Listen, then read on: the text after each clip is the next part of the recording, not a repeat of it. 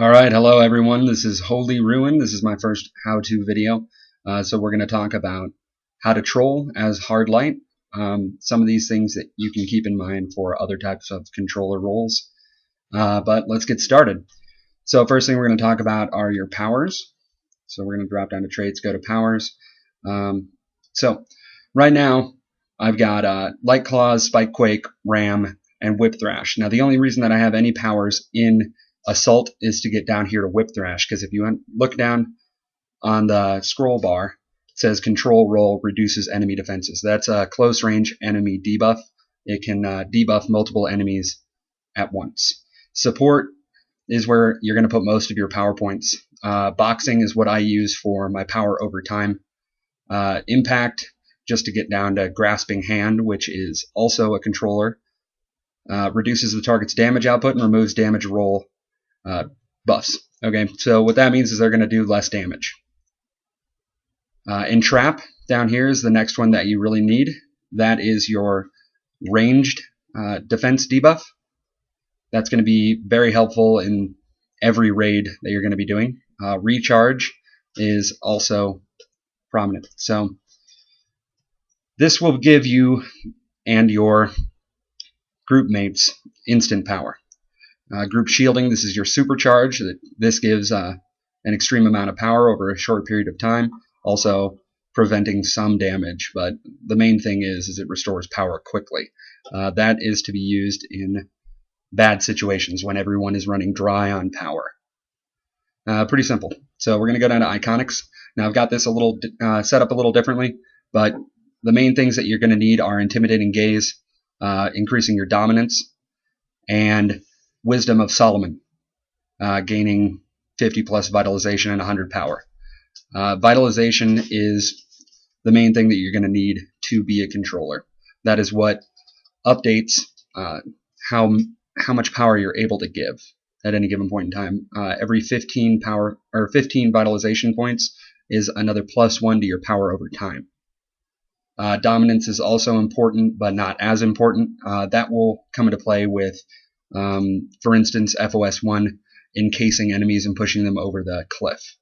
I also have vitamin soders, which are going to be needed for every controller.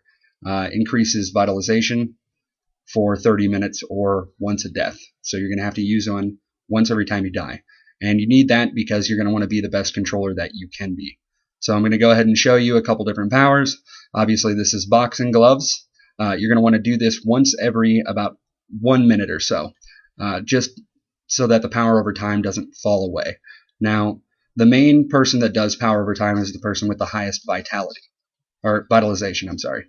So, keeping that in mind, if you are not the main controller for that group, do not use your power over time unless the main controller dies. It will overlap their power over time, and it will cause problems with the group, most likely causing a wipe. This is what recharge looks like. You're going to want to use this after doing this a couple times. So hit them a couple times and use recharge so that you can give the best amount of power while still dealing some damage and building your supercharge up, because you're going to need your supercharge. Preferably when you go into a raid, you're going to want to have your supercharge bar at full. Pretty simple, right? So now, as you can see, I'm locked onto this target, sparring target. Right underneath his health bar, you're going to see something pop up. I'm going to use my defense debuff long range. This is Encase. Turns him into a baseball. Underneath, you see a red shield.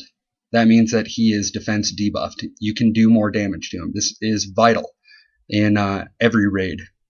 So keeping that in mind, you're going to need to do that every now and then whenever you see that little shield go away, like it is right now. Now I'm going to show you Whip Thrash, which is your close range. You're not going to use this as much when you get up into higher raids, but it's still worth something. So there's that.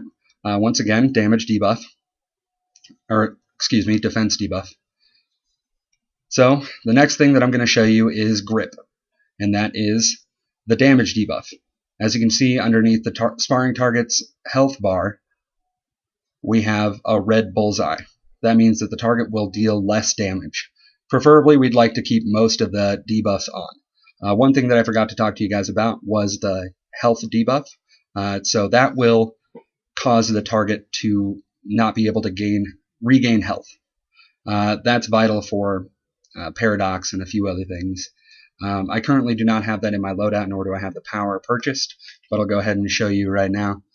I consistently change powers all the time. Light Blast is what it's called, reduces the target's ability to heal and remove power over time effects.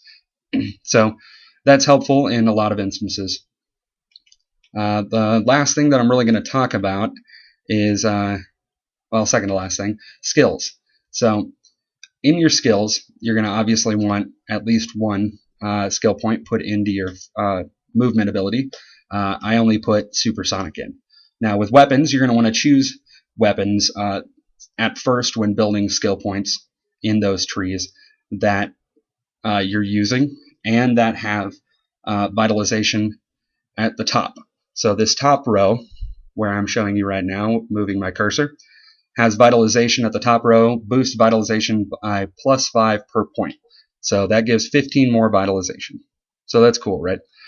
You're also going to see them down here on the secondary bar, but obviously this one doesn't have vitalization down there, but that gives less. So understanding that, you know that you're going to want to put more of your points in the top bar than in the bottom bar. But as you gain more and more points, you're going to need to start using the bottom bar.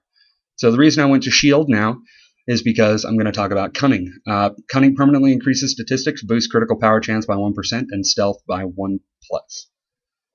So that will allow you to crit your power every now and then. So when you're using recharge, they'll receive more than what is normal, and that's good.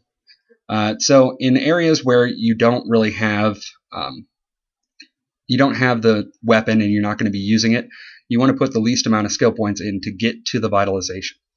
So as you can see, I don't have most of this clicked on, but over there I'm still able to get to vitalization. So that's the main point on that. Last thing I'm going to talk about is modding. So when modding for a controller role, you're going to need to use underneath your yellow socket on your gear, you're going to want Vitalization 5 Expert. Red socket, you're going to want Vitalization Precision Expert. And blue, you're going to want Vitalization and Dominance Expert. All of those are Expert 5. I always recommend using Expert 5 if you have the materials for them. If you are unable to craft it, go into trade chat and ask for a crafter. They generally charge, but it's worth it. So that's really all I've got for you guys today. Well, thanks for watching. I should be posting more videos soon.